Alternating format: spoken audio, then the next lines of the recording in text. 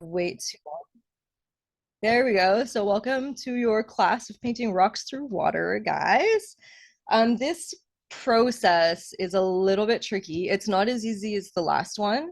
And I'm really thinking about using my acrylics like a watercolor painter. So if you haven't tried watercolors, this might be a challenge. But the principle behind watercolor painting is that when you have lights in your painting, you're using the white of the paper. So I'm basically doing the same thing, except I'm using the white of the canvas.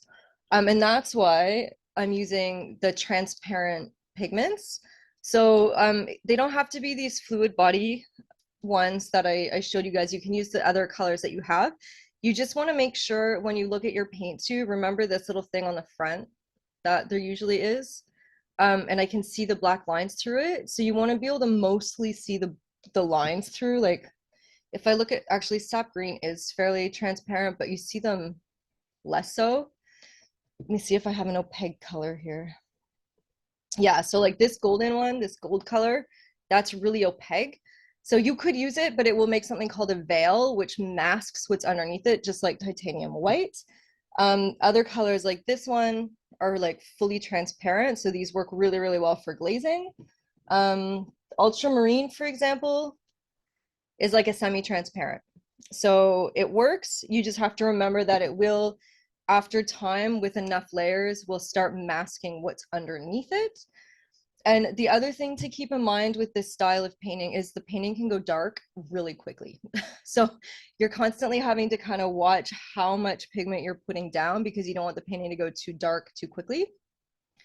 But I'm still using some of the principles that we used in the last class where we can like build a dark area and then build some light on top and then glaze on top and then add more light and then glaze and add more light. So there's sort of some play that can happen in there. So that's it so far. So in terms of picking color, if you're using the paints from the last class, that totally works. You're just probably going to have to add more of the glazing medium to it to get it a little bit more workable and a little bit more transparent. So you might have to like really mix that up. The fluid ones, they work really, really well for this because they spread really like watercolor. So it's just something to keep in mind when you're mixing your paints up. Yeah, so that's about it so far. So I'm just gonna share my screen just a second, and you're gonna see my face for a minute in the share screen. But so I've got our little sketch. You guys see it?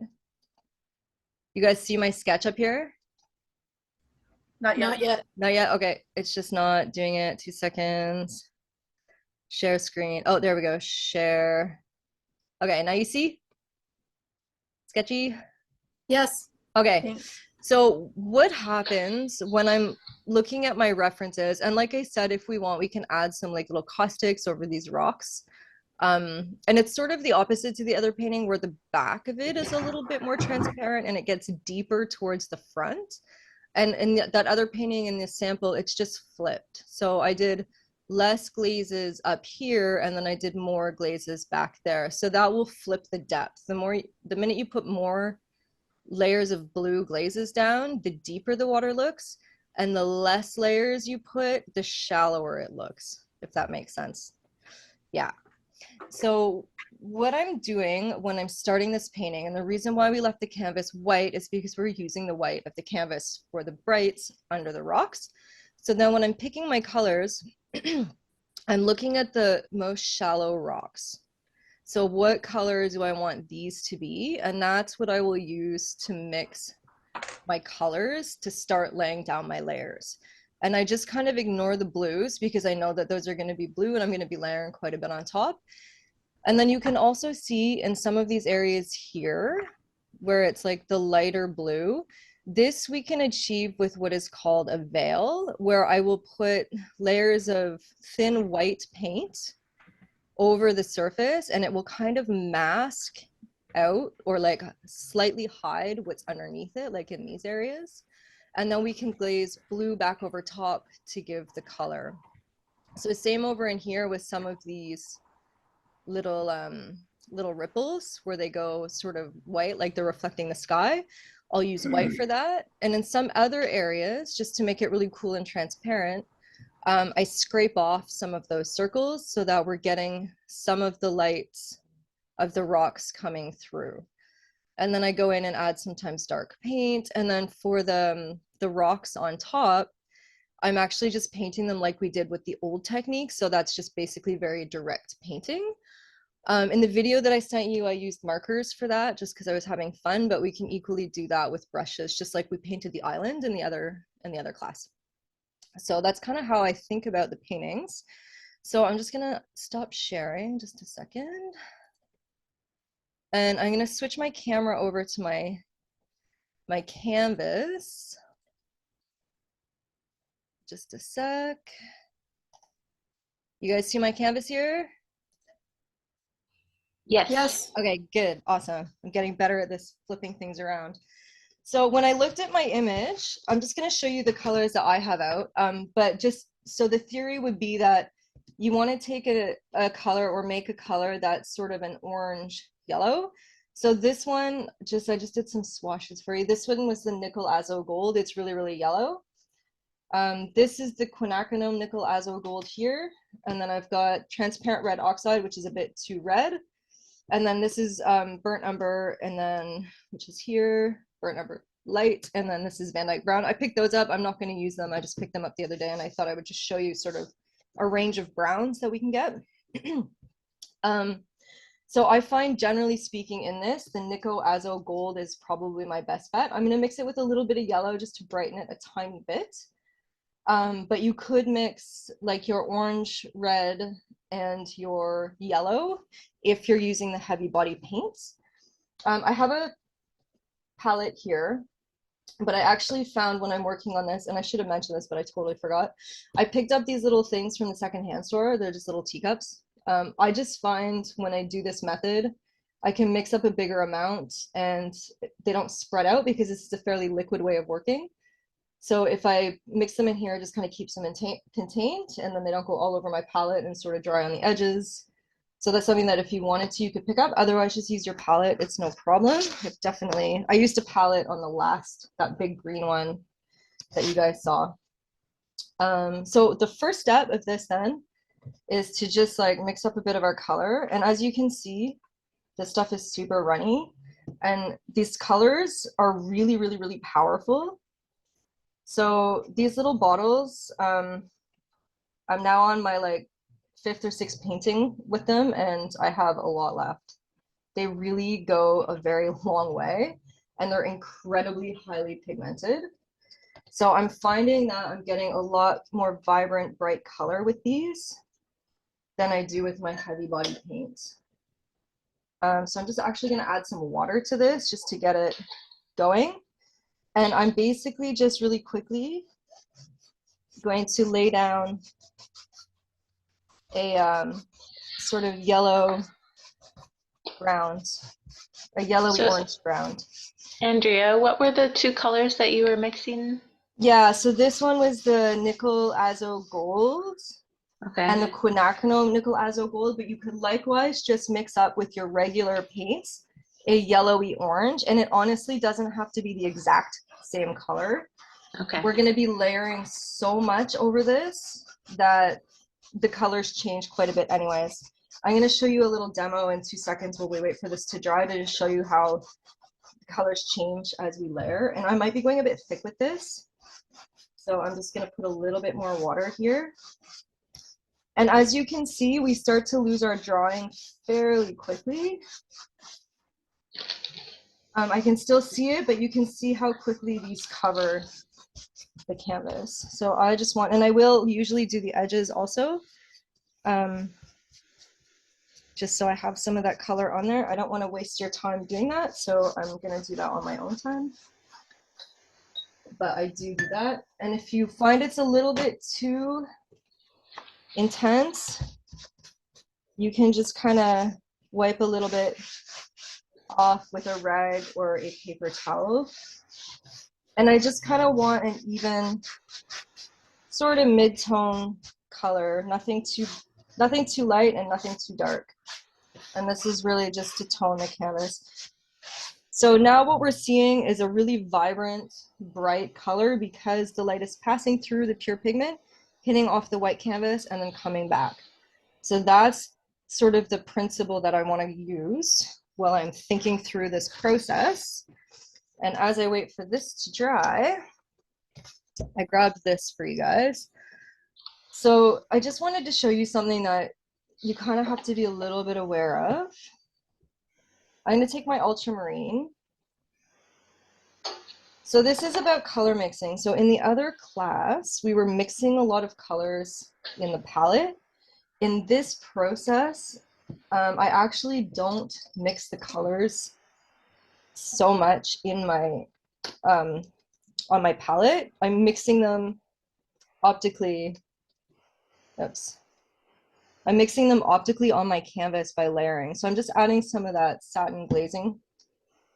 And I tend to mix it so it's probably about 50-50 amounts while I'm painting this. Obviously, the more medium you use, the more transparent it's going to be, and the more pigment that you use, the more opaque it's going to be, or the more color transfer. And something else to remember when you're doing this is that the mediums always carry a sort of like whiteness to them.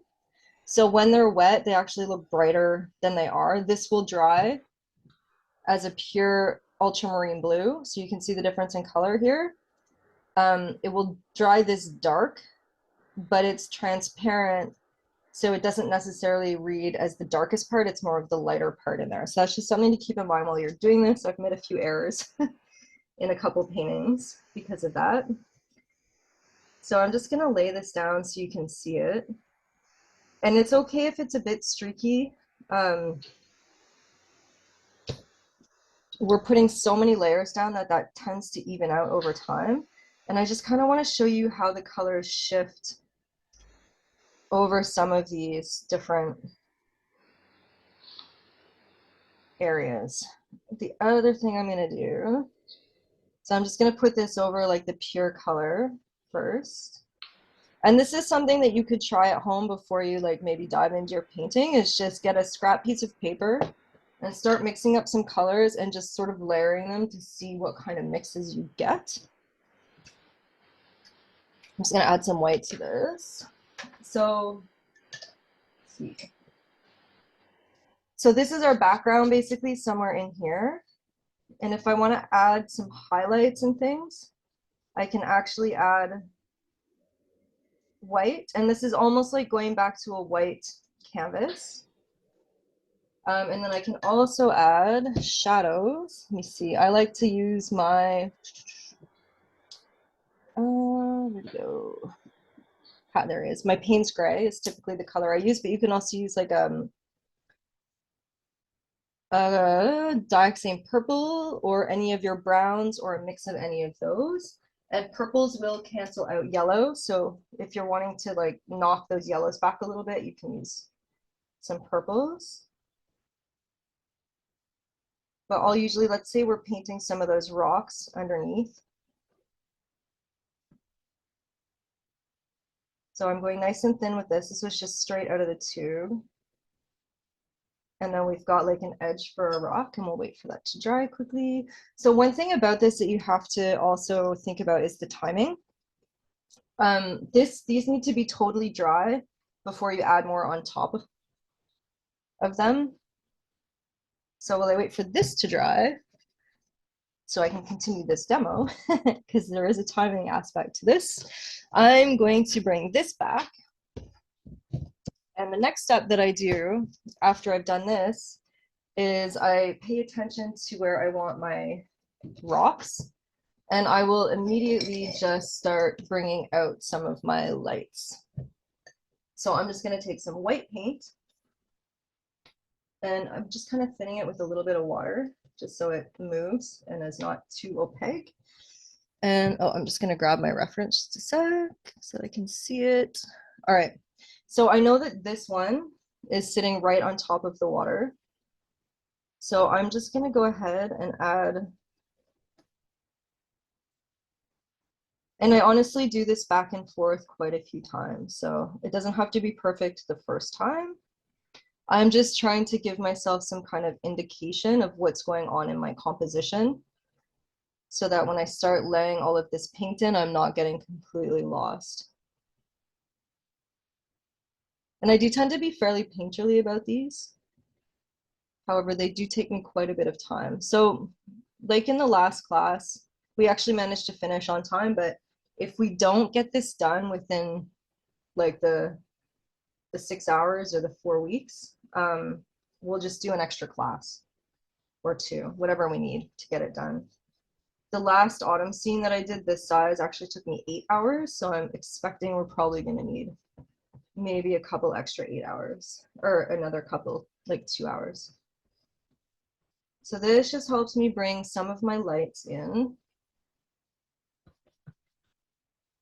just so that I kind of know where they are. And then same with some of these rocks. Actually, I might leave those. I'm going to leave the ones that are underneath for now. Sometimes I add a bit of white, but I do want them to stay a little bit golden because they are under the water. So there's a little bit here. And we can do also the leaves after. It's a little bit in here.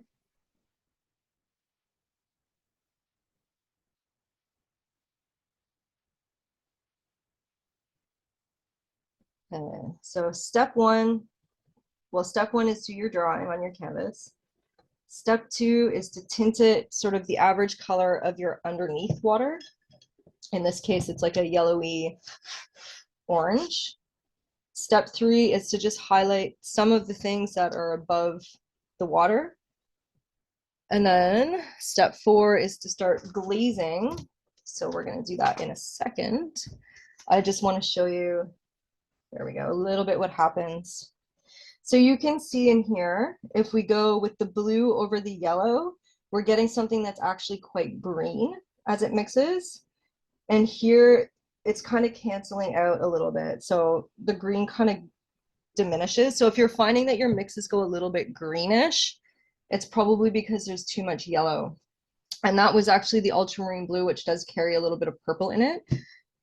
Obviously, if I go over with the phthalo blue, which is more green, or your green blue, it's gonna even go more green. So that's just one thing to think about. If you want to cancel out some of the yellows as you glaze blues over top, the most ideal thing to do is to go like a purpley blue or add a bit of purple into your blue just to cancel that out.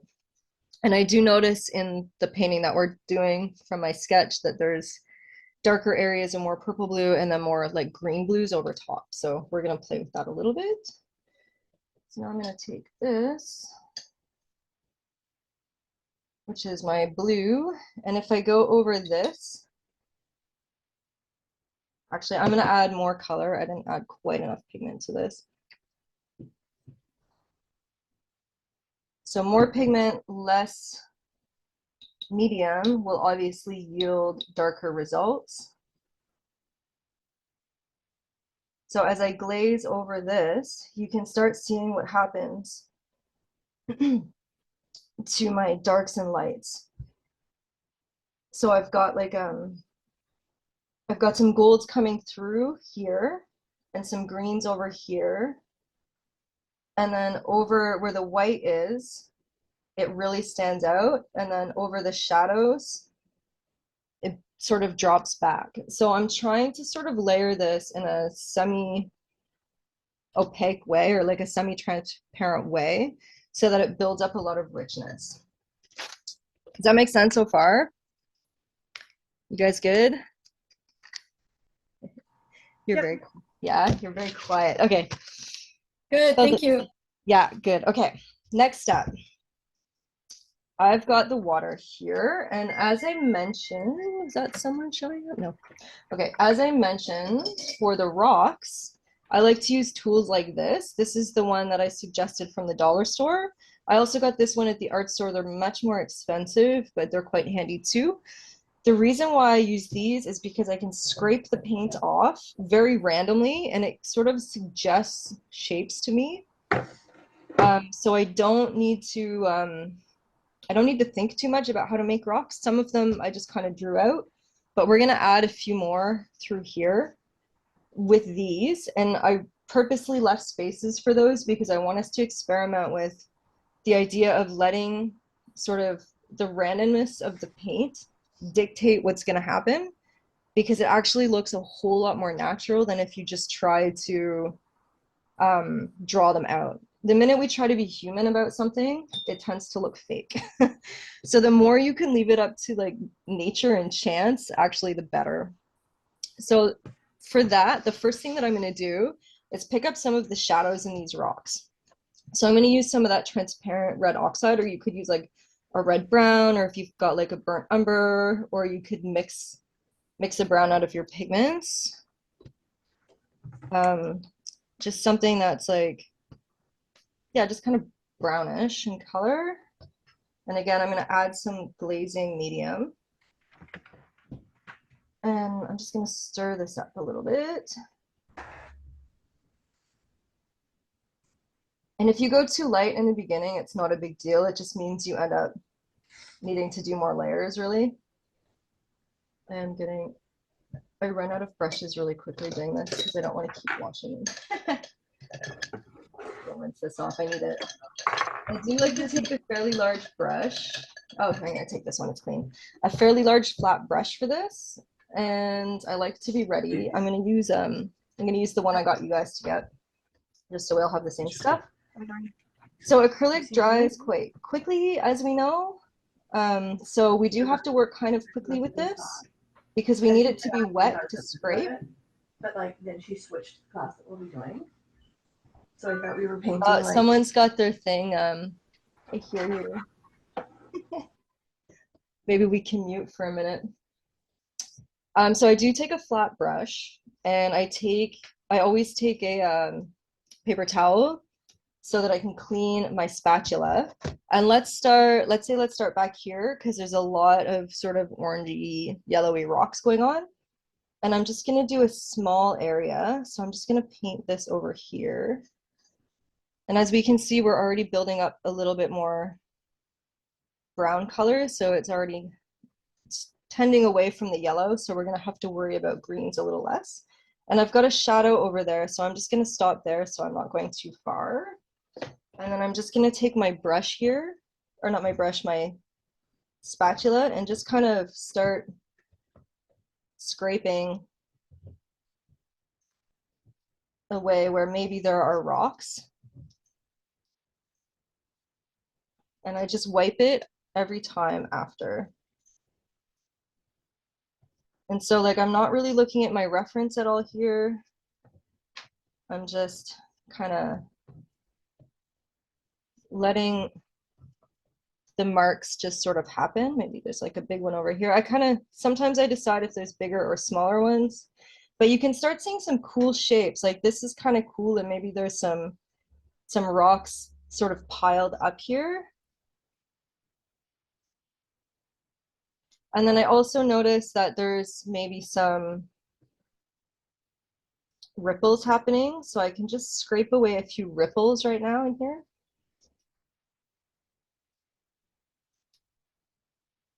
And then I'll come back in later and sort of define some of those shadows. So we've got this area done. And then let's say maybe we're gonna let this dry. So I tend to work all over the place just so that I'm not sort of stalled by things drying. But over here, there's gonna be more rock showing through the water. So let's just take a little area, just so I'm not overwhelmed with trying to work too quickly. So I just kind of fade out the edge if I'm gonna just work an area, just because I don't want a harsh line. So just kind of softly brush the paint out.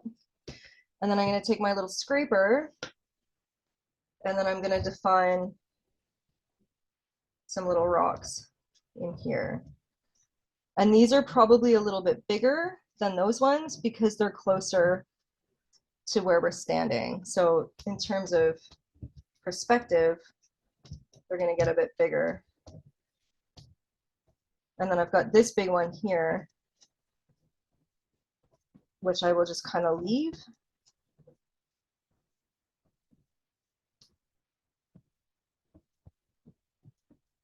And just kind of random mark making. So in that other green one that I did, there's all those rocks off on the side on this side. This is how I did all of those. And I'm pretty much sure I did most of them first, and then I left the other side just kind of flat sand, and then I drew all the caustics. So we'll draw some caustics over some of these rocks for fun. It'll look a little bit more sunny. I'm going to do this area. I've got some leaves here. I'm probably going to lose them. We're going to come back to them later. It's not really a big deal. I'll be able to see sort of where they are, but I'm just going to put some of this down in here. Right up to the edge, maybe of this rock here. And then I'm just going to take my little handy scraper and add some rock shapes. Again, there's probably some bigger ones closer to the camera here. Scrape some of that off. And it looks kind of random for now, but we're going to go back in on the next step and shadow some of these, and you'll see how it starts to really look very interesting very quickly. And then there's sort of a blue area through here where there's sort of light hitting. So we'll add a few. They're mostly going to get covered up, but we'll still see some hints of those.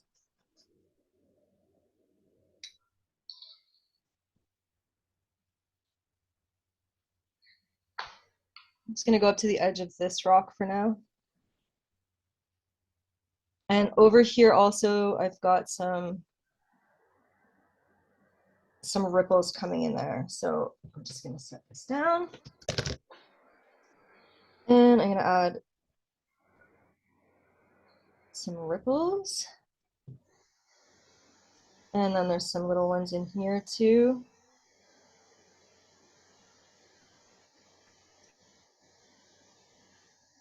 And then there's some rocks. I kind of like that shape already, so I'll just let it pull out.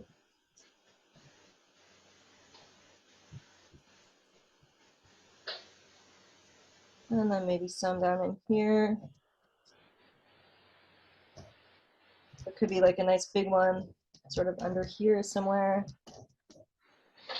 Some more ripples here. Just kind of. And don't be afraid to go over things here, because the ripples do sit on the top of the water.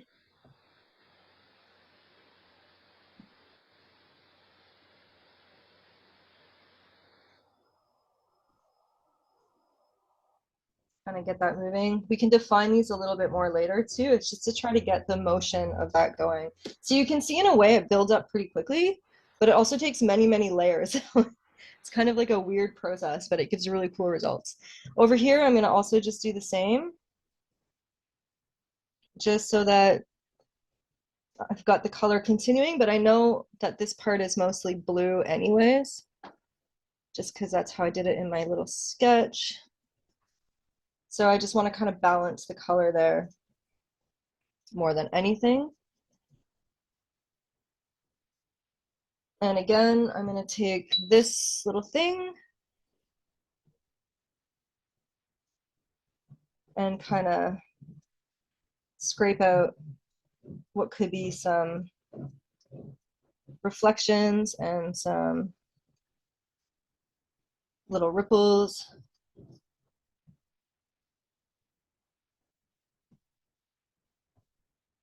And maybe remove some of this here just so some more light comes back through. As you can see, it does dry fairly quickly. And once it's dry, you can't really scrape it. But we can always go back over and add some white paint. And then if you need to, you can always glaze yellow again. So you can always build it up like that. How are we doing so far with this? Move it up. Good. Yeah. So you can kind of see where it's going already. We've Yeah. got some sort of hints of rocks and things happening underneath the water. Nothing is really defined yet. So we're going to go in and define that by looking at what's underneath. So I really kind of keep this process very organic, especially for the underwater parts. It's partly what makes it so fun and intuitive. It also makes it a bit of a challenge, but I think it's worth it as a challenge. I'm gonna grab, let me see. Looking for a round brush, and I normally have a bunch on here. There we go. I'll try this one. All right, so I've just got like a little detailer brush. You could even use a flat brush if you would like. Yeah, maybe I'll use a flat brush because it's gonna be less long. All right, so normally what I would do is wait for this to dry. Actually, I will do that.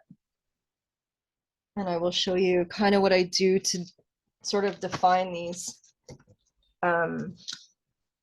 rock shapes. So if you're doing this at home, I don't want to do it here because it's going to be really loud, but you can actually just use a blow dryer to speed up the drying process. It's a lot faster than waiting. I'm going to take another little thing, and I'm just going to take some Payne's Gray. So we kind of developed those little areas of sort of rocks that are just very organic. I then take just some Payne's Gray with just some water. And then let's say, so there's sort of a shape right here. Let's say this is one of my little areas that is highlighted from where we scraped. I will just sort of gently go with some water and start defining some edges. And I try to stay sort of watery about this. So I'm really thinking like watercolor. And I'm not going too dark in the meantime. So let's say there's one here. This is where you can kind of play with your happy accidents, as Bob Ross would say. And then I also start by doing this and not being too precise about it. I start seeing other shapes pop out. Maybe there's one in here. And then if I'm liking the direction of some of those, I'll then go in a little bit darker.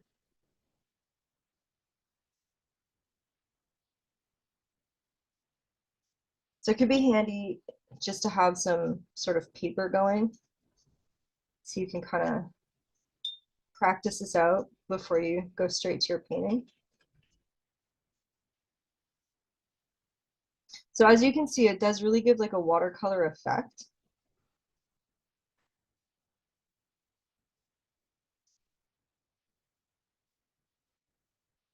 And then that could be something on the surface, like a ripple. It's still wet, so I'm going to use it. So you can kind of see how this builds already just by doing this. And then when we put glazes over this, then it masks them a bit further, and then I can go in and scrape again. Let's say I want these rocks to drop deeper, but I want this one to sit up. I will put a glaze of blue over it when it's dry, and then I will scrape away back to the orange, leaving more blue down here so that it creates that impression of depth. Andrea, do you ever like just glaze around it, or do you just make sure you cover it all and then scrape off? It's a bit of both. So if Okay. I really know, like some of the main rocks that are really, so yeah, what I do right now is really go in and do like a shadow moment. So I know that this one right here and like this one and maybe, well, this one's a bit further, but maybe this one, I might leave those for now and do shadows around and then put some glazes, and then I'll just do less glazes over these later. What I want to avoid in doing though is creating hard edges in my glazes. So if there's like on some of these spots, there's maybe like an obvious highlight area that I will use to stop, but I don't want to stop like in a spot where there's not an obvious hard edge. With this one too, it's above water, so I don't glaze over that. So anything above water, Right. I'm not glazing over right now. I'm using direct painting method. It's just under here. And you know what? I think that this is probably dry enough for me right now, so I'm just gonna go in and take my, I want a smaller one. Go in and take a little brush here. Oh, here it is. Let's take some water and my Payne's Gray. Not too much, that's maybe a bit much, but I know that there's going to be some shadows in here anyways.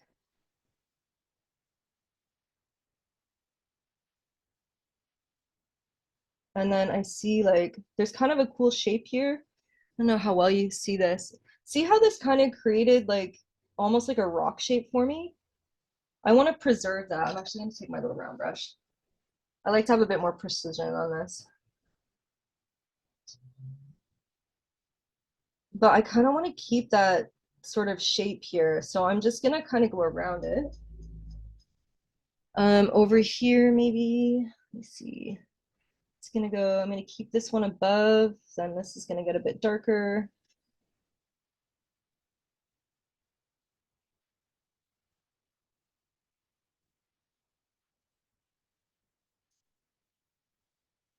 Here's another cool one that's kind of underneath. So this is where I just kind of look for cool shapes. And I just try to keep the ones that I like.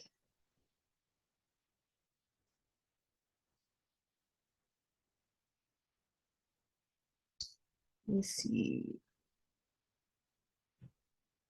Some of these we can push back farther. Some of them we can let stay toward the surface.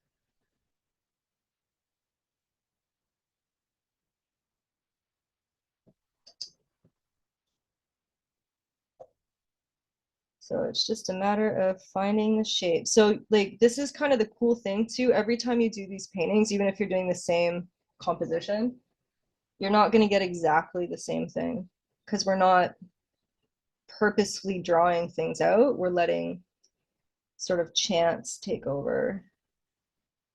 So I really like that one that was sticking up. I'm not sure what's going on here. Sort of a little edge. So I'm just going to let that be. And then I'm going to sort of let my glazes, my further glazes sort of define maybe what's going on in there. There's a big shadow over here I already know because I've decided that these rocks are in shadow already. It just helps to separate them so I can just kind of come a little bit thicker in here. Again, I try to stay watery with this. And this is partly why these fluid paints are great because we don't actually need to add a lot of water to them to get them moving for us. And if I don't see a lot going on in terms of my mark making, I'll just sort of allow it go into shadow a little bit.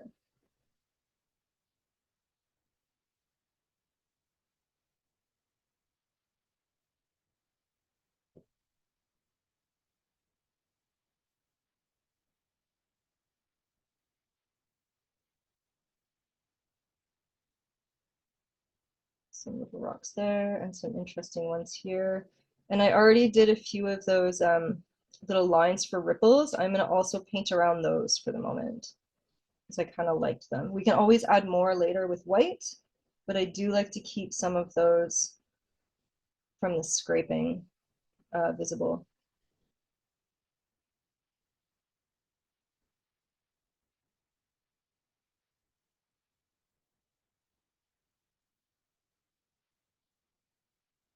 This is not the best brush for this. I should be using, if I want a round brush, I should be using just like a regular one, but I just can't find any of my stuff right now. I don't know where they went. I might switch to a little flat one. It's gonna be a little bit easier now that the space is a little bit bigger. So I know that it comes light again here just from my sketch, so I might just leave that out for now.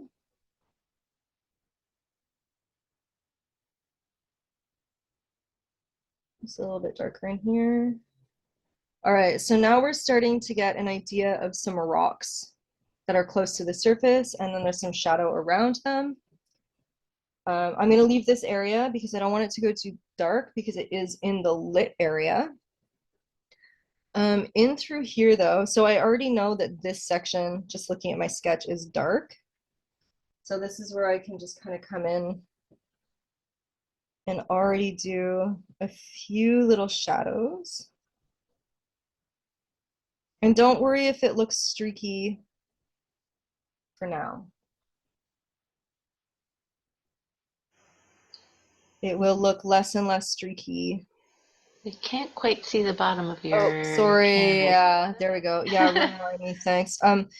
Yeah, 12 by 12 is sort of the limit size that I can do with my setup here. There we go. And I'm focusing on what I'm doing, so I don't really notice if it's off screen a bit. There we go.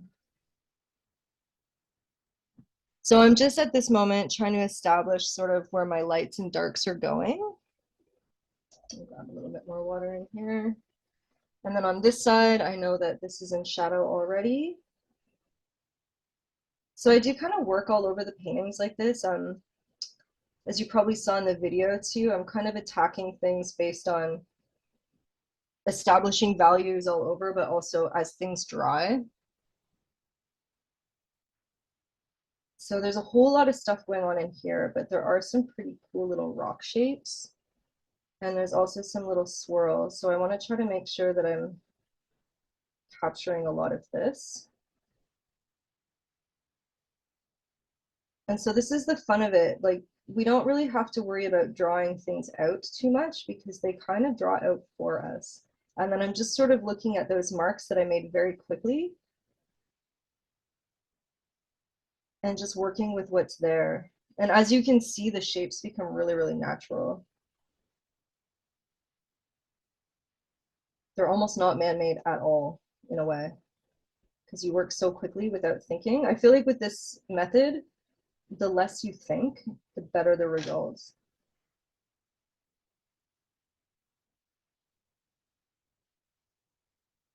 And then I've got, so I know that this is going to be a fairly large rock here. And it's one of those ones that I had to, some of them I decide in advance because they're for the composition. And some of them, the rest of them, as you see, they're just by chance. But I do know that this one, I want it to really stand out. And I've got some cool depth happening with it. So I'm going to let that happen on its own by building up my glazes. And there's going to be a little leaf in here, so I can paint that in after. And then there's a few little rocks under here.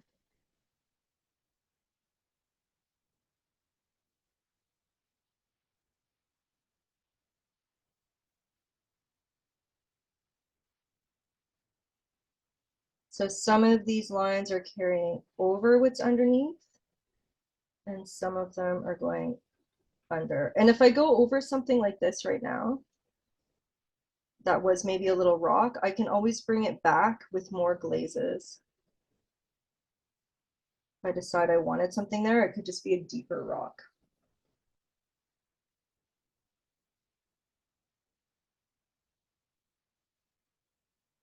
And again, I'm gonna, this one, I kind of like it.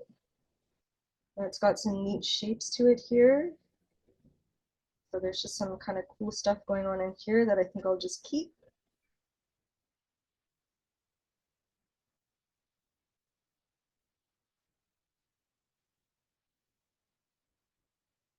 Some neat sort of rocks over here. They're probably going to go down deeper because I don't want too much information at the corner of my canvas because you don't want to drag the viewer's eye off the canvas. So I usually keep the corners fairly quiet in terms of what's going on, but I can keep some rocks hinted here for now and we'll just glaze them deeper later.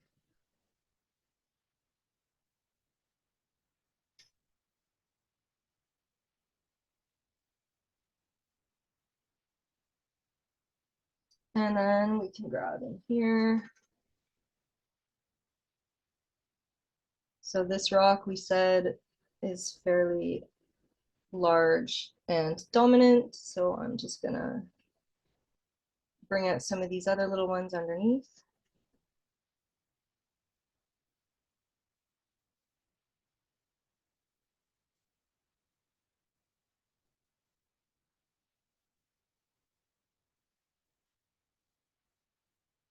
And then this should be probably good for now. I've got an edge here, but we can soften it. And anyways, it's part of a shadow thing that's happening, so. Okay, so for those caustics that I know are very interesting, here's my little paper gone, there it is. I'm gonna let this dry. So we've got all these rocks with these neat shapes on them. And I do like to think about how the form of the rocks are creating. And I'm just kind of visualizing by what I have here already. I know it looks messy at the moment. It does this for a while. Don't panic if your thing looks messy. The layers really help clean it up. But I'm imagining the shapes of these rocks and how light might fall over the surface. So let's say I'm going to use this one just for fun because it's already dry. So to do those caustics, I just took white paint with a little bit of water in it. And actually one of these detailer brushes is best for these because you get kind of like a neat calligraphy sort of line. And I will just like draw sort of, this would probably go down over the edge though. And then it kind of crawls across the ground. And then they kind of do these things where they sort of meet up with each other, almost like they're branching out. And they have these sort of diamond shapes to them. And then in the corners, always, they're sort of brighter. There's always sections that are kind of brighter and then some that are more dull. And they all kind of link up. And again, like the more that I can do this without thinking, the better they're gonna look. So I just kind of draw them like this. And then when I glaze over top, some of them push back. And then I'll do another layer on top of white so that they come back forward. So they all kind of look a bit bizarre at first, but as we glaze over, they will start to sit underneath on top of those rocks. So if I take my painting, and let's say I want some cool little caustics on some of these rocks. So caustics, basically that's the refraction of light through water. I keep saying that word like everybody knows what it is. And most people I find don't. It's one of those things I learned in the 3D games industry. Caustics is the refraction of light through water. So this rock here, maybe we could have a few kind of coming just like this, and it's probably going to come up over the edge.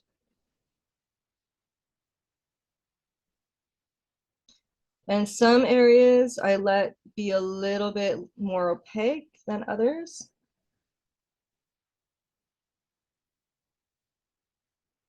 And I just kind of try to draw a little bit randomly. And this is just where the sunshine would hit. So let's say this starts dropping off down here. There's probably like some sort of edge. So I'll just sort of use whatever shape that would be. So I could have a few little caustics on these. That might be a little bit fun. So, and we'll keep them in the foreground here. Back here, they're probably going to disappear anyways. It's usually in the shallow water and you see it close to where your sort of like your feet are. This one could be a cool candidate. So maybe we'll do some like little lines here. And so when we glaze over this already, the color is going to read differently on the white part than it does on the yellow part.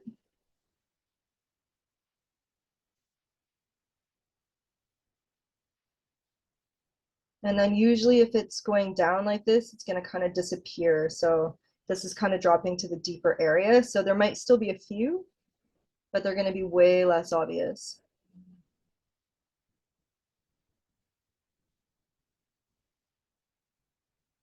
And then maybe there's a few just on this one over here a little bit.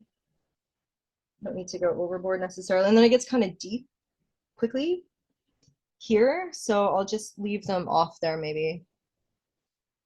Just have them on some of these rocks that are closer to the surface.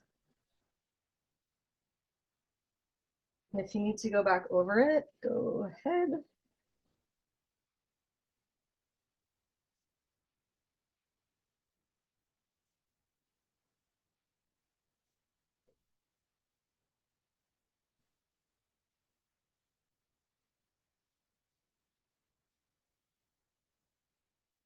And I'm just kind of making the little intersections here a little bit brighter,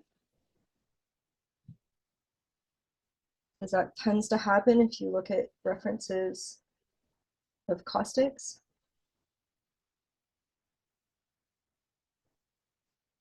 You have a few of those in there, and they will soften as they drop backwards. So from this point, because we're waiting for the rest to sort of dry and settle before we go over with some glazes, because we don't want to disrupt this, sometimes what I will do is I will take my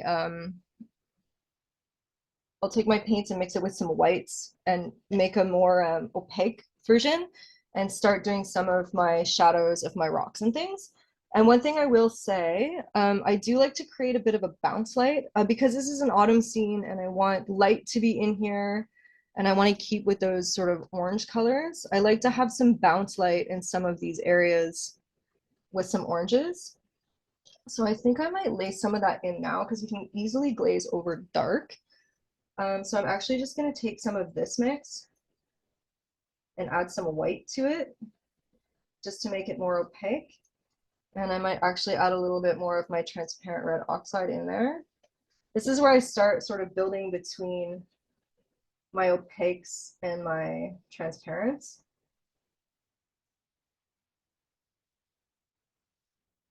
And let's say there's going to be some light coming in on this rock underneath. It's kind of like where the light hits the orange colors from the leaves and in the water, and it's bouncing up on the side of the rocks that are facing downwards. So maybe on this sort of plane here. And we can always glaze this darker and more saturated.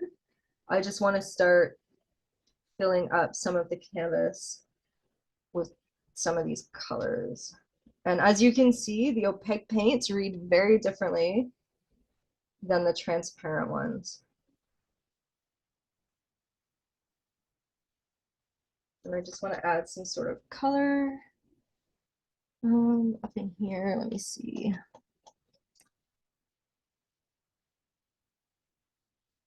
This one, maybe added too many rocks in here. I can redraw this later. I feel like maybe this space is a bit too large, so I'll just redefine this a bit later. I never get too stuck to my initial sketches. All right, and then I'm gonna take maybe some of my brown. I'm just gonna take a little bit of burnt umber because that's what I have on hand, but you can take whatever brown you have. So I'm basically adding sort of the warm colors right now. And then I will add some cool colors in because some of the cool colors that I have for shadows are quite a bit darker. But I do want a nice balance between warm and cool as we did in the last painting.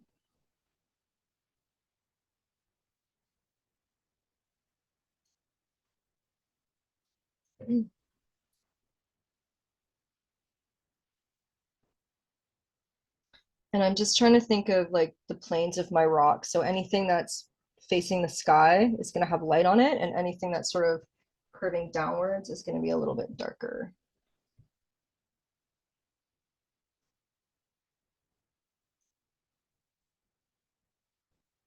And if you wanted to try this with acrylic markers, I highly recommend it. It's way too much fun. And it's actually quite efficient.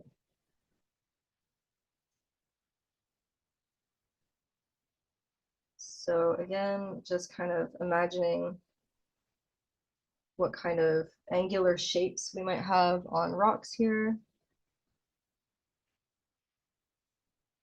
I'm just trying to flesh out some of those shapes.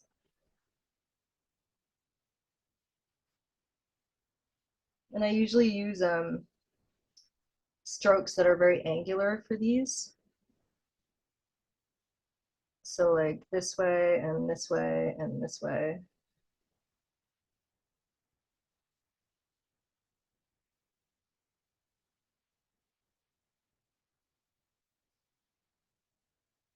This part is all dark up in here.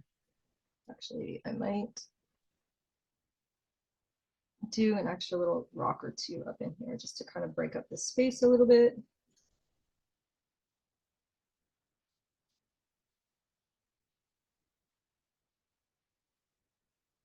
At this point, I'm not too careful because we do a lot of layers, so I'm really just trying to get my canvas filled with paint at this point.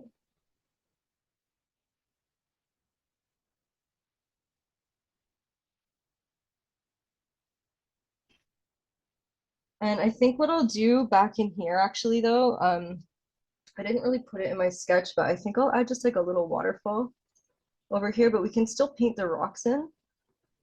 And then we can just get the water falling over them later.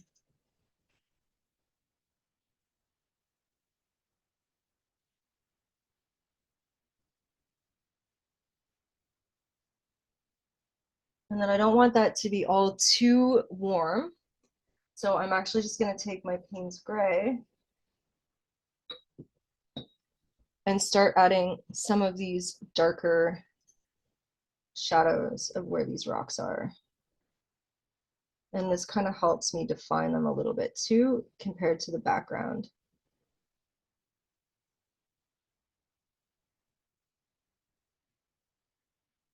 So this goes quite a bit darker in through here if I'm looking at my reference.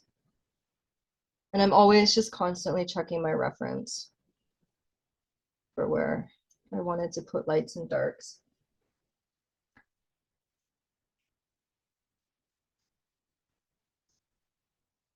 Maybe a little light coming in that way, so I'll leave that there.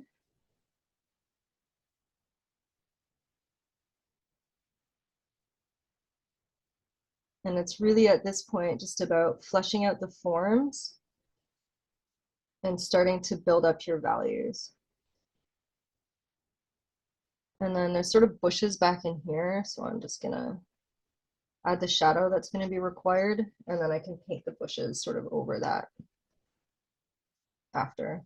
We'll define it a bit more later, but I just want to get that dark shape in there.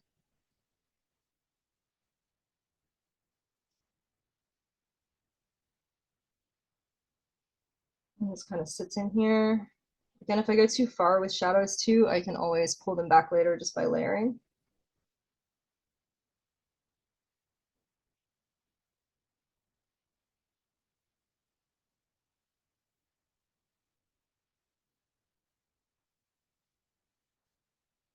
And this one gets really dark into here.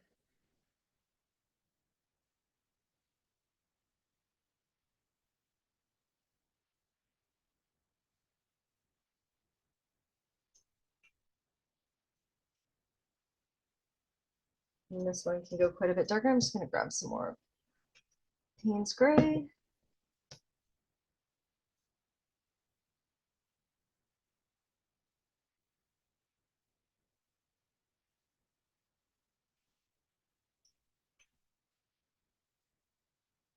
Grab a couple little more rocks into there to make it a little bit more interesting than what I've got drawn onto my canvas.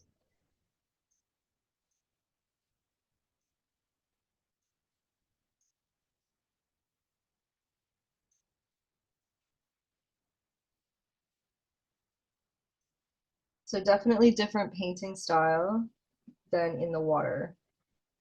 But that's partly what helps to separate the two. So we've got one technique that we did sort of in the last painting on everything that's above the water, and then another technique for the water area. Are you guys following so far? Are you good? Yep. Yeah? Okay. We're Yep, fairly good. dry here. Do you have questions? We're Nope. good? Okay. I'm going to layer, let's say, I like to start, because I like to be very cautious, I like to start in the darker area just so that I can get a feel for how things are working, because it's the easiest part to hide later if I mess up. That's my logic. So that said, I'm going to take my mix of ultramarine blue and my glazing medium. I'm actually going to add a little bit more because I don't have quite enough. And this is partly why I like the cups, because these tend to stay wet and contained a little bit longer. So I know that down here, again, I want to try to avoid hard stops, and I'm looking at where the colors are. So I know that I want this to be warmer, so I don't want to put any over here right now. And same with this part of this rock, but in through here, I can go dark right now because everything that's light over it is actually a veil with white. So I can always hide things if I mess up. That's how I work. Very timidly sometimes, but I'm going to take my color here and first bring it over this area. And then it does come up over here. And then into here.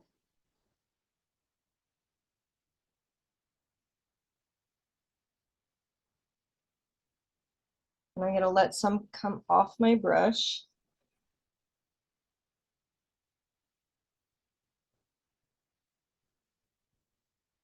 Or actually what I'm going to do is add a little bit more glazing medium because I want this to become a little bit more transparent.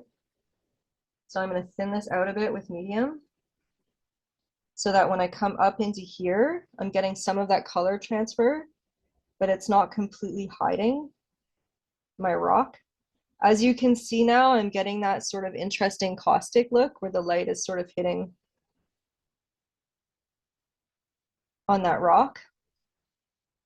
And then on the top of it here, where I do want it to remain more yellow, I'm just going to take my handy scraper and I'm just going to remove some of this paint.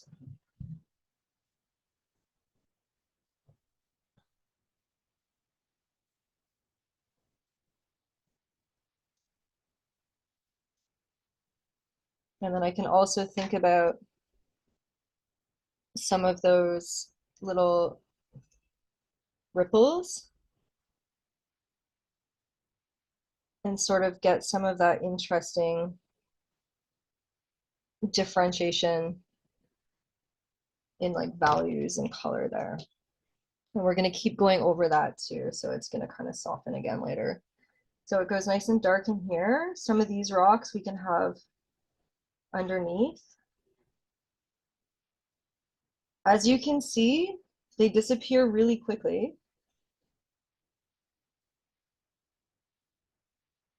So this is when, let's say I want some of these to still remain near the surface, like maybe this one.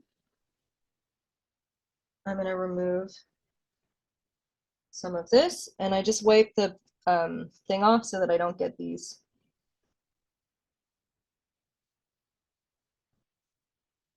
sort of edges on them, but they also do add shadow a little bit, so it's kind of interesting still.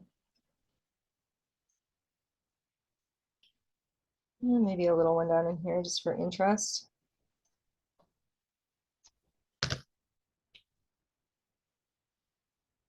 This is going to go way darker in the end, so just put a little bit more over. I'm going to need to let it dry because if I go over it and it's still wet, it's just going to start kind of pulling up, which we don't really want.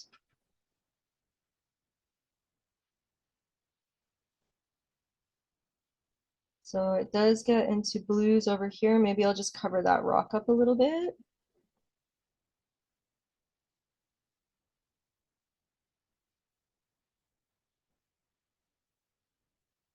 And I want to leave that right now. So we'll come back to that a little bit later. And then this rock too, I wanted it to sit above. So I might do a little edge where it's starting to curve underneath.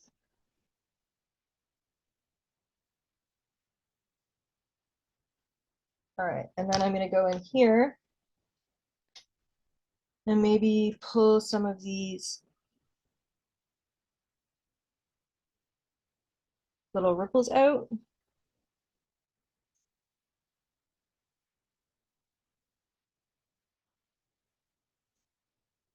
So we get that nice warm color reading through.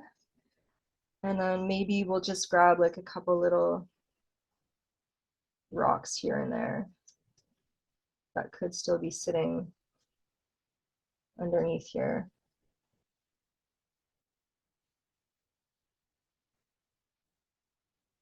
This part does go really, really dark after, so, and then there's white over top, and you'll see how that kind of obscures things. And then I'll add some of these little ripples that come in here, just so I can get some more interesting light movement across the surface here.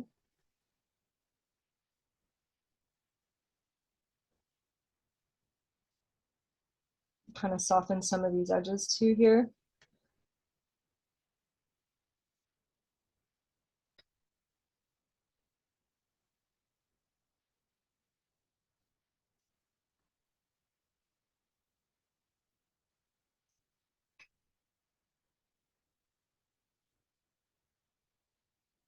All right, that's not too bad, maybe. Okay, so that's that part. And then we have over here to do, so I'm letting this dry. One thing to notice or to mention, I do this all the time, but it's important to try to remember not to. You don't want to rest your hand on this now because it's wet. I've done it many times. It's not the thing to do, so I'm going to keep my hand up, but I'm just going to add some glaze over this area, dropping some of this back.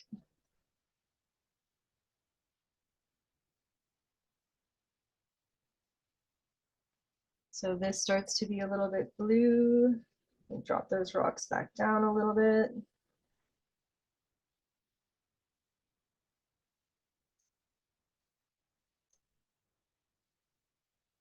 This one we're keeping up for now. All of this goes quite dark actually in here, so I can just throw some glaze in for now, and then we'll darken it later.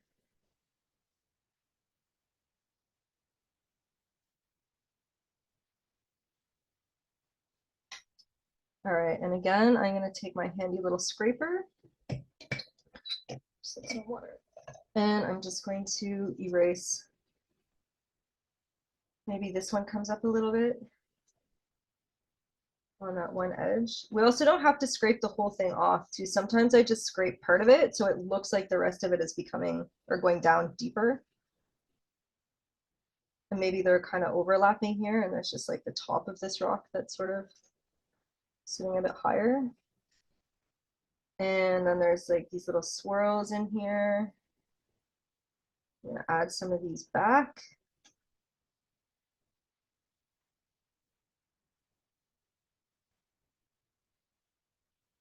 And these little lines are fun because they help draw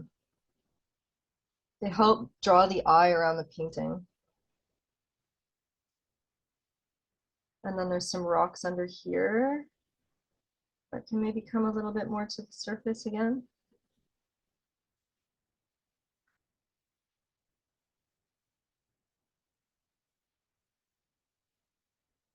And then some more little reflections and ripples.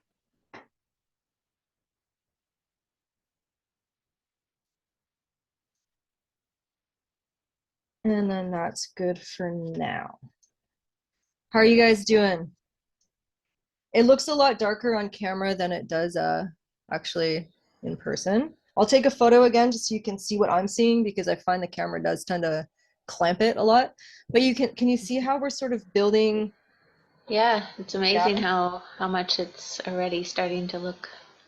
Like rocks through water. Yeah, it goes crazy fast. But it does take a lot of layers, so we're gonna have to keep working this, and it does get dark really quickly. So the next step, again, because this is all wet, I would continue up here. So like a lot of the tops of these rocks are like a light gray. So I'm just gonna continue with this. So I'm just gonna take some of my Payne's Gray that I've got going on in here, and then add some white to it. Just so that I can get some of that. Actually, I might need a little bit more white.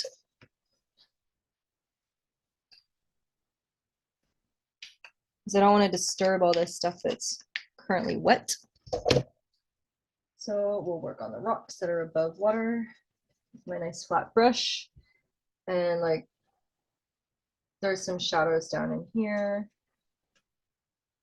a little bit. So I'm just again like sort of following where the light is on these rocks, but we'll keep layering.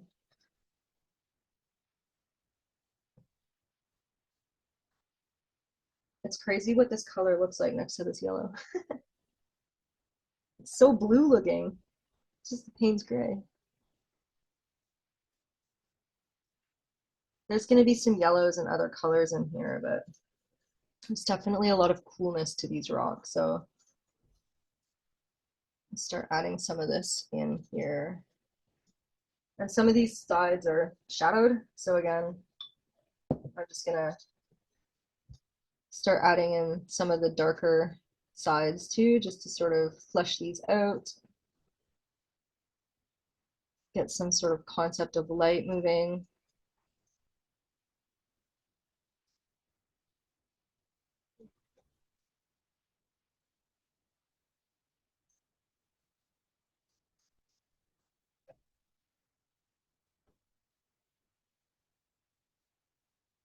Maybe some light in there, probably a little bit dark in here.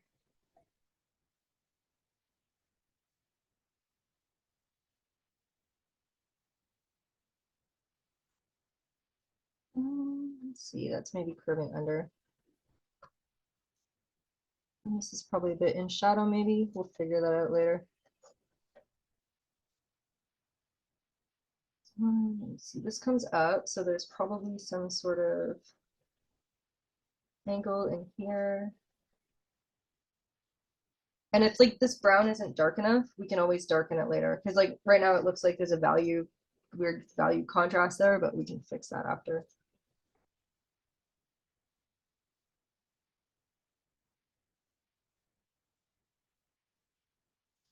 But these colors start to look really nice together.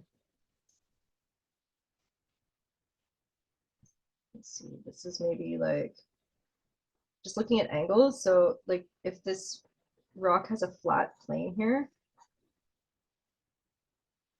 and the light's kind of coming, maybe it's coming down, I guess, but we're gonna try to create some depth and shadow on some of these angles here. So I just want to kind of try to think of where my sun is a little bit on these, just so that I can get some ideas of volume a little bit. Let's see this one. Some of these have to go way darker, but build up some color first. And again, when we get to the background, we're going to want to fade that back to a lighter and less saturated value so that we can create that illusion of depth. So we do want to go fairly intense with value and color up here so that we have room to go back in the background.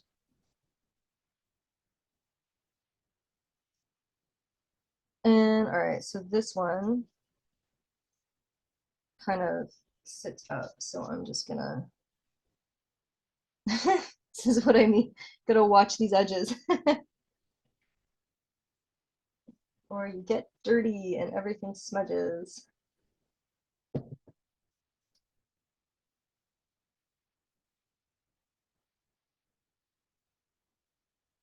And then we'll add some shadow under the rock here where it connects to the water, and we can add some little white highlights too, just to sort of really ground it in there.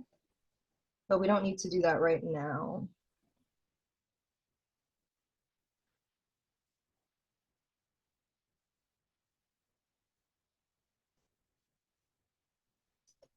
So this one sits here.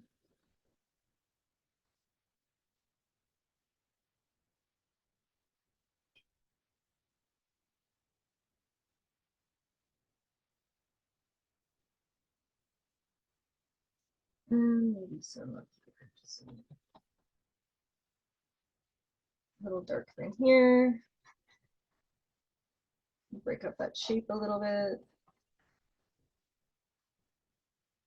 And then I'm gonna add some just whites, maybe. They're cooler whites. We can do some warmer whites later if we want to make it look like there's some sun hitting them.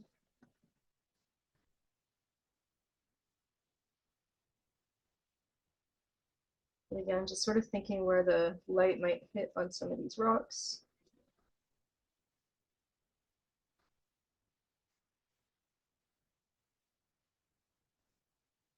Trying to think of angular shapes for the most part.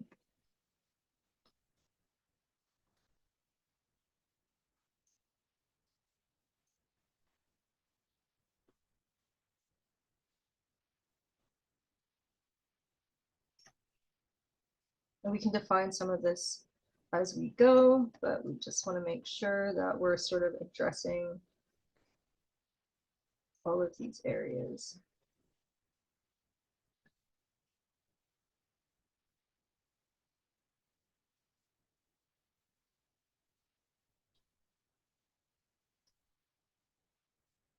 And I will glaze over these too, but it's more like the glazing that we did on the last painting, where it's just to sort of adjust shadow and like color. If I want to add some more warms or cools, then I will do that with glazing, but it's not the style of glazing that we're doing down here. It's very different.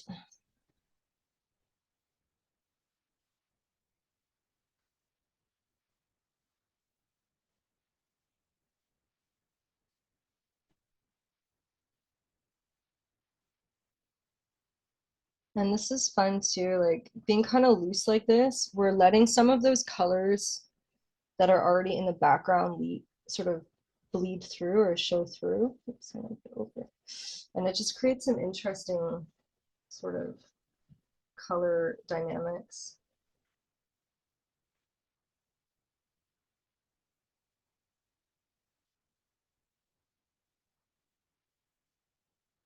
And this is gonna be lighter. So I think I'll do like a little waterfall kind of coming over here, but we'll do that after.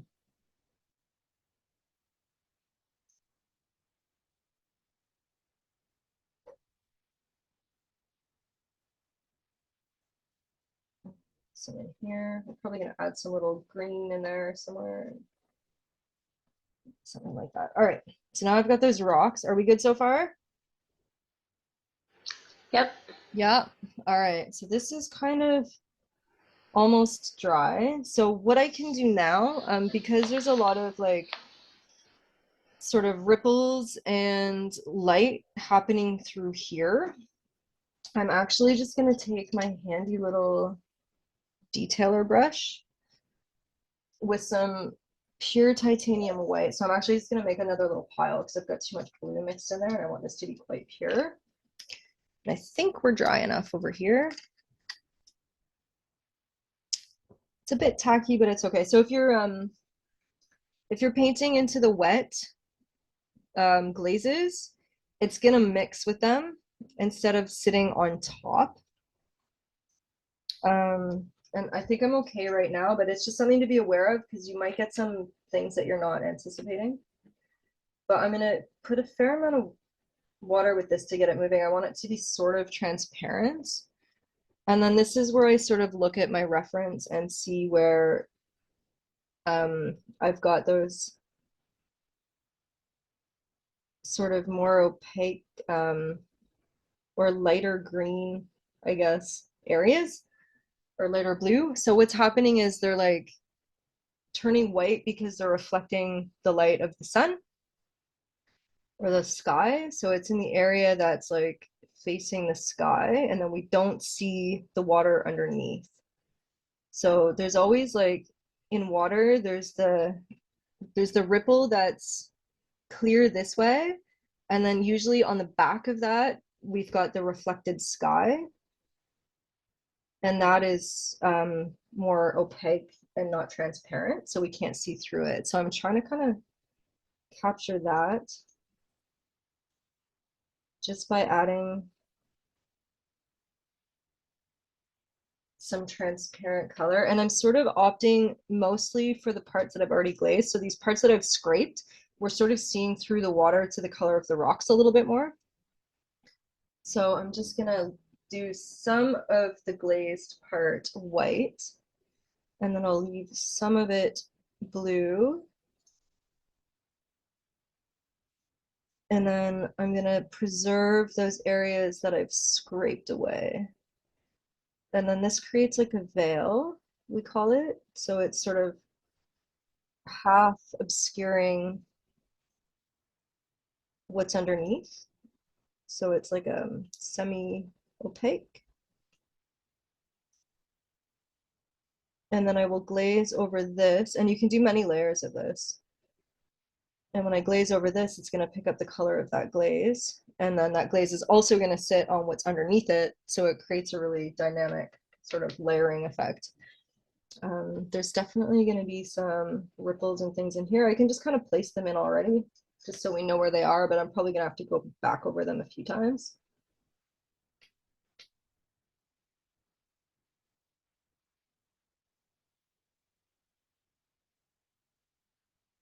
And there's just like kind of an obscuring that sort of happens in here. Just sort of this way. I don't want to go too light on these. I maybe have a bit too much white here, but it's all right.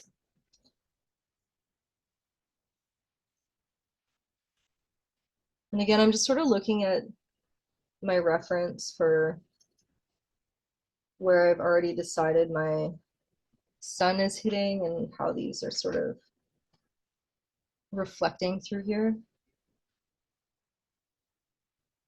And you can just sort of study images of water for this to see sort of how the patterns work.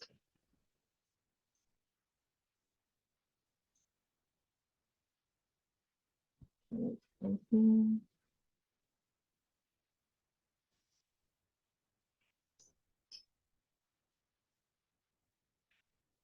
So in this area, there's a lot of this white going on. I'm actually going to switch brushes just because it's a larger area and I don't need to be quite as precise. It's still a bit wet. I don't love that it's still a bit wet, but I'm just going to keep going because we have only a certain amount of time together in these classes. But I would say at home, wait until this is fully dry before doing this. I think I can still do a decent painting even though I'm not waiting, but it is better to wait. So I'm going a little bit more transparent with this, with these ones. So as you can see, it starts to just sort of mask what's underneath, and it gets rid of some of that yellow color and gives me more of like a blue, well right now because it's also mixing a little bit, but like a more of a blue white color. So when I glaze over this with my greeny blue, it's going to look very different than it does with what's underneath it that's not carrying the white color. There's actually a lot back up in here too. Just kind of the light's kind of hitting here. So this is called a veil. So we've got direct painting method like in the last class with the island. And then we've got pure glazes like we did with this area and the scraping. And then now we're creating veils by using semi-transparent whites. Let me see. So this part I already sort of decided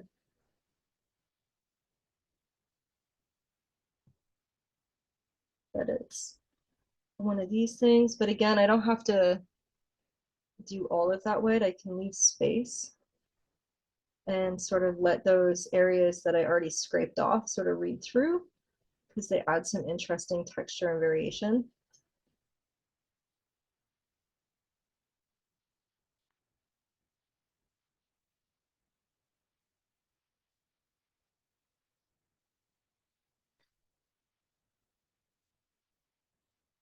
A little bit more water here just because I'm getting a bit tacky.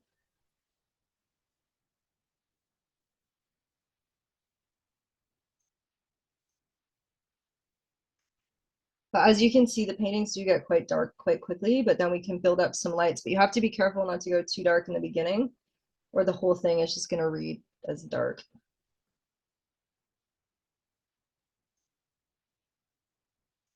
So I'm actually just going to sort of let this kind of fade out here. And then maybe there's some that just kind of carries across over here too, where it's a little bit less transparent because of the reflected light. So maybe on some of this rock here, we can sort of obscure that.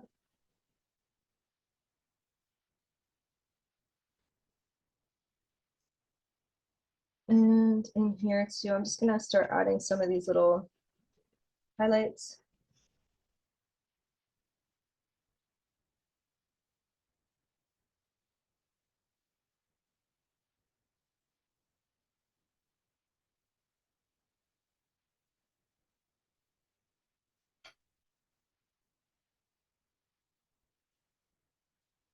And some in here maybe.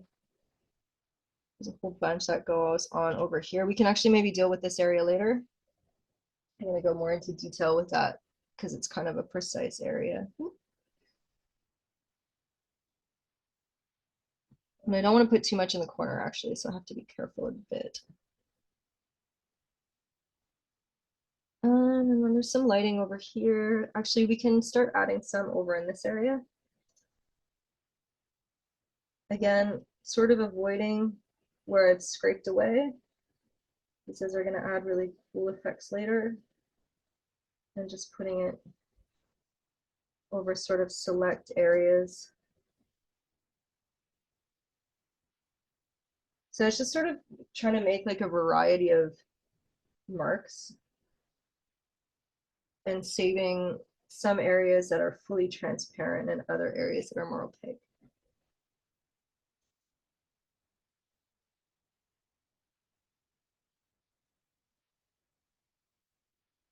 And I can go right over these rocks, no problem, because we're painting what's on the surface right now instead of what's underneath.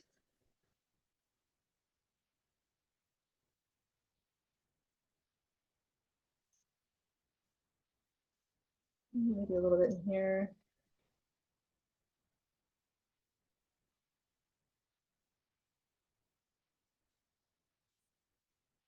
And then I'll paint those leaves back in after because we've completely lost them, but we can find them later. All right, so I know it looks like a mess, but we're gonna color over again and it's gonna completely change the color. How are you guys so far? Good. Yeah, I will turn the video over.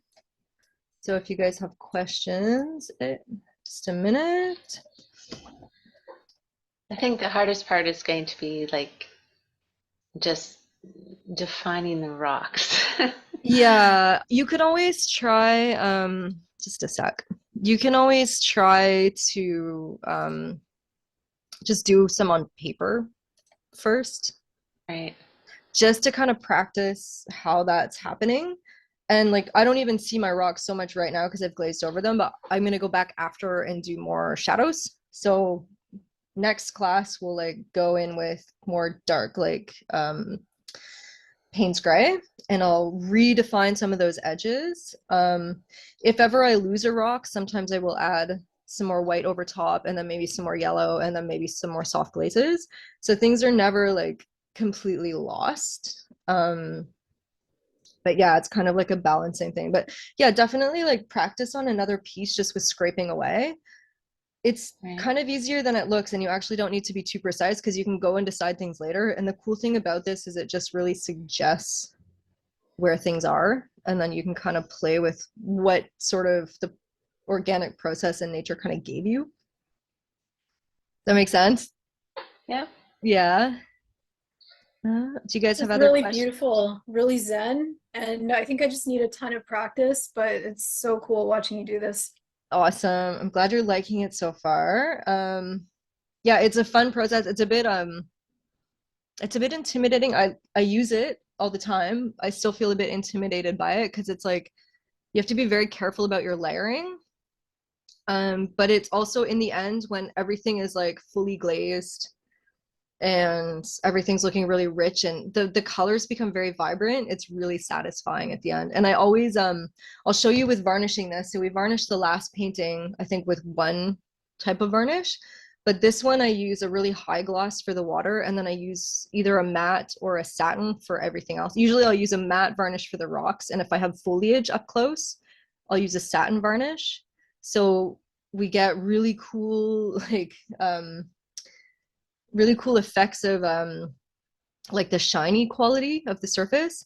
And at the end, also in some of these ripples, we're going to put some thick gel medium that's clear to sort of make those ripples 3D. So when you actually, you don't see it when you're looking right on the painting at all, it completely disappears. But if you move across it, especially with the really glossy varnish, it looks like it's rippling because it changes in the light as you move. It's super cool. You never see it like in person and like on or you don't see it head on and you don't see it in photo at all, but it's really cool in person. So we'll do that also. Are you guys okay so far with this? It's not too like complicated. It sort of makes sense. I think it's just gonna have to play with it, I think. Yeah. So sort of the philosophy is we're using the white. If I like resume it, I'll write it again in the email, like the resume of the thing. But we're using the white of the canvas for the light. We do a glaze for the whole thing, uniforms the painting and gives us the undercolor. And then we're painting basically what's under the water first, and then we're layering to what's on top of the water. Make sense? Yeah. So Yeah. we do the glaze, and then we do a bit of brown for what the shadows of the rocks would be, and then we scrape away very organically where the rocks would be. And I remember distance, so if I'm far away, I just do smaller marks, and if I'm up close to the camera, I just do bigger ones, just for that perspective. Not super precise about it. And then I go in with some shadows to define some of those shapes, and then I start putting some glazes over top, and then I go back in and define some of those shadows, and then we keep layering. Sounds good? All right. All right, Thank you. enjoy it. Let me know if you run into any problems.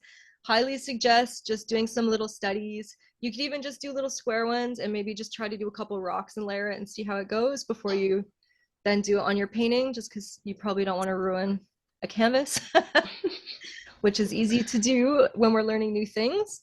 But yeah, that's it so far. And thanks for your patience for letting me heal. I'm sitting here pain-free this week. Oh, that's Yes. good. So we're on the mend. Yeah. So energy's coming back up, and yeah. All right. Thank you All guys. right. Thank you. See you next next week. Thank you very much.